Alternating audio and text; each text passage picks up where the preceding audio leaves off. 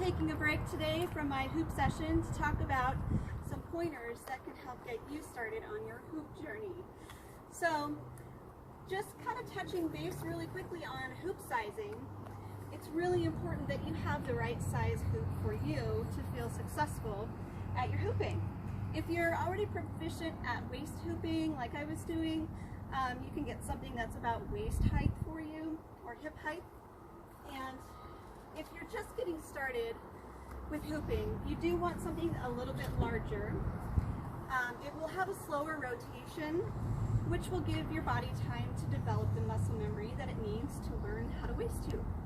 So I typically recommend when you hold the hoop in front of you, it's going to come up to about your belly button height for most beginners.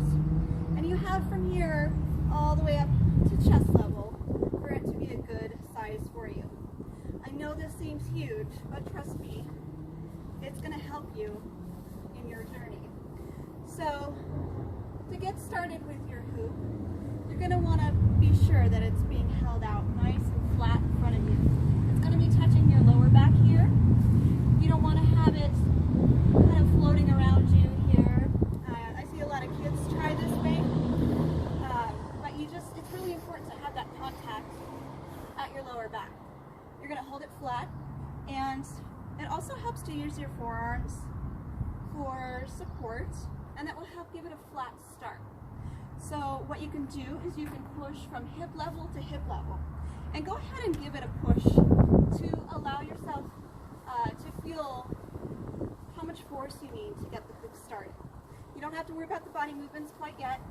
Just push the hoop straight across, hip level to hip level. And you'll be able to see and make sure that it doesn't have any sort of a downward angle. What happens when it has a downward angle? It gets wonky and it hits the ground faster. So making sure that your movements are nice and flat, you'll be able to keep the hoop going around long. So once you get used to the start, you can focus on your body movements. And there are two different ways that you can move your body. The most common way for beginners is a forward and back motion.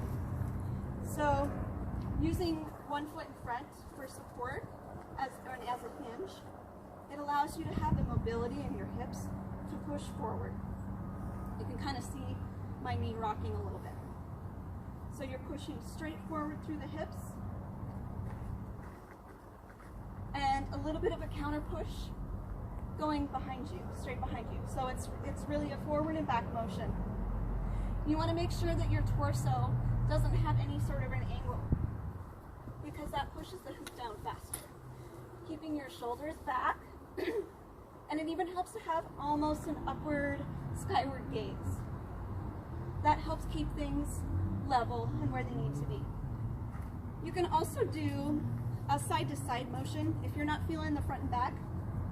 So your feet are going to be hip-width apart, and you're going to change your motion so that you're pushing out left to right, to either direction. This is almost more of a pendulum motion. So it's steady, it's continuous, and just like the front and back motion, don't stop moving, because when you do, what happens? The hoop will fall faster. So keep it constant, keep it steady, and you'll start to develop that muscle memory for your hoop success.